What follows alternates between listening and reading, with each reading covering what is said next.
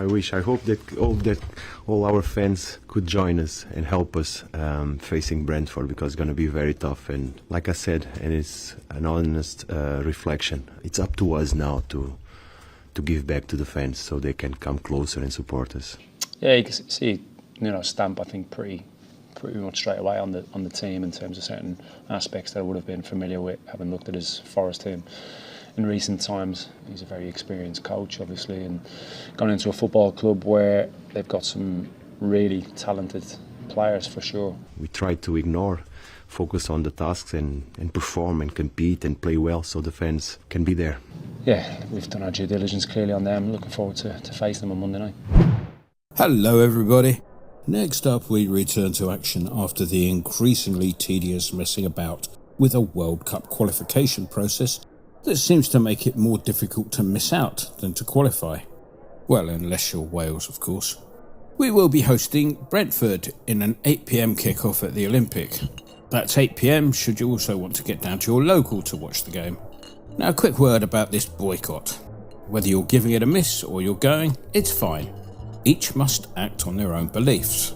Somewhat depressingly, I have heard mention of the word scab aimed at those who will be going to the match. Now, this is unacceptable and just the sort of thing that is music to the ears to those who have a vested interest in the status quo.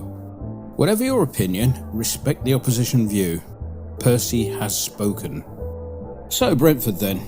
It was a summer of no little upheaval for the Bees, for whom this is likely to prove their most testing season since they got promoted 5 years ago. It started with the departure of manager Thomas Frank, who, having kept Brentford up, decided to embark on the altogether more difficult challenge of doing the same over at Tottenham's Toilet Bowl Stadium.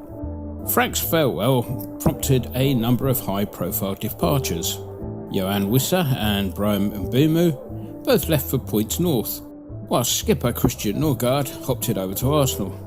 So new boss Keith Andrews, already had a rebuilding programme on his plate when he arrived. They opened up their season with a 3-1 defeat up at Forest, something that may bode well for us, given who was in charge of Forest at the time. This was followed by a 1-0 home win over Villa and a 2-1 defeat up at Sunderland. A late equaliser from a long throw, something of a tactic for them, saw them pick up a point at home to Chelsea, before their second West London derby in as many weeks saw them go down 3-1 at Fulham. Their last two matches saw them dispatch the Salford lot 3-1 before going down to the blue half of Manchester 1-0, again at home. All of that has left them in 16th spot with 7 points from 7 games. On the transfer front, Daisy tells me that the first priority was to bring in Kevin Kelleher from Liverpool.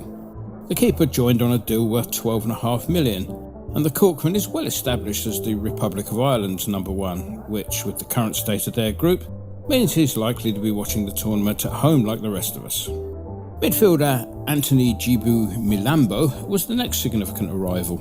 The midfielder cost £16 million to bring across the North Sea.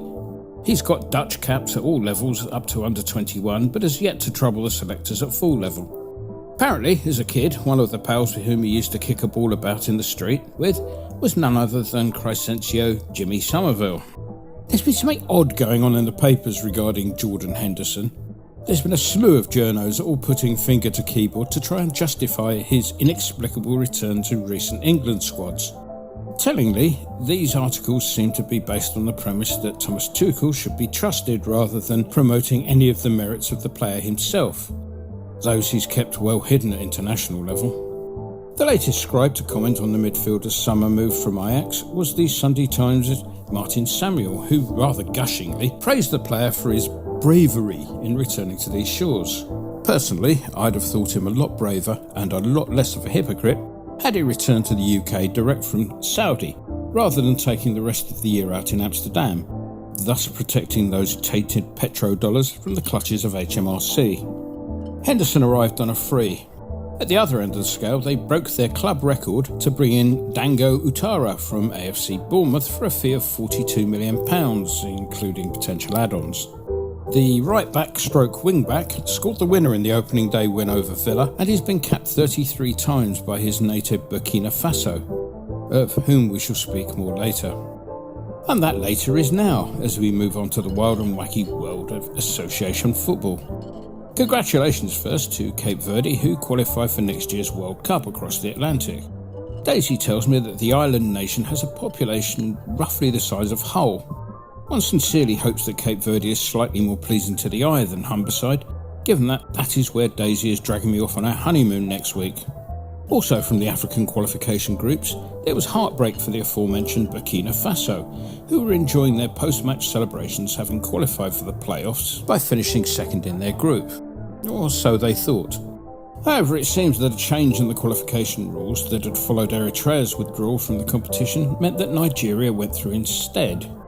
Now, to be fair, CAF did communicate the change in rules to the nations. It was just that putting the details in the small print that nobody reads at the bottom of the Federation's email signature meant that nobody actually knew until about an hour into the Burkinabe celebrations.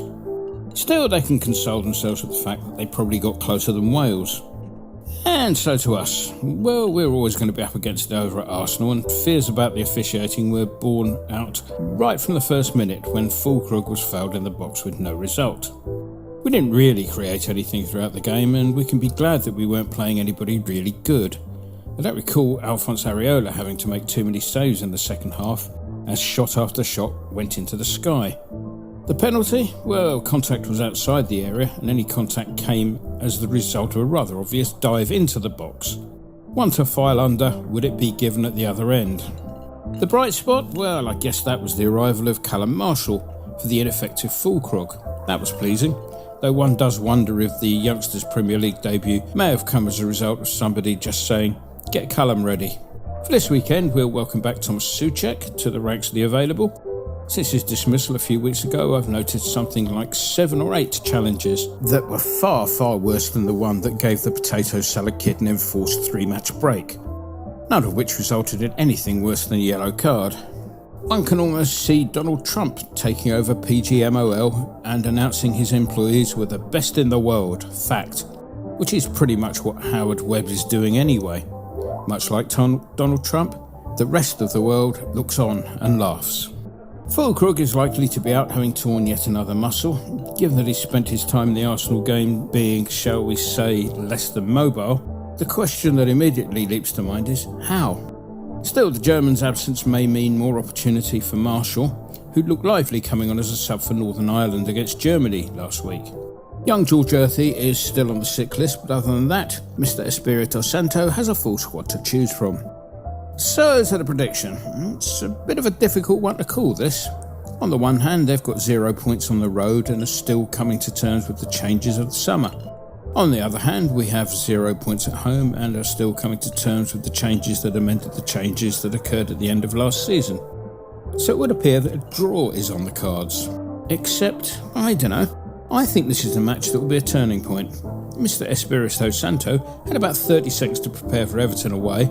Arsenal was always a hiding to nothing, so this is really the first proper match where there's a chance to get things sorted out. Yes, the international break has been an interruption of sorts, but at least this time pretty much everyone's come back unscathed, not counting Fulkrug, whose glass thigh gave out in training before he even got to duty free at Gatwick. So this is one of those games where one has one of those feelings, and with that in mind, one is going to go for a home win this time round. It's Daisy's birthday while we're on our honeymoon, so the £2.50 I was going to spend on her present will instead be going on us to prevail by 2-1, and if the bet loses, I'll just tell her I simply forgot to pack her present. Job done. Oh, and finally, just a quick word to one slightly more learned and talented writing colleague, Mr. Walker of this parish, who's been feeling a bit of a tad under the weather of late.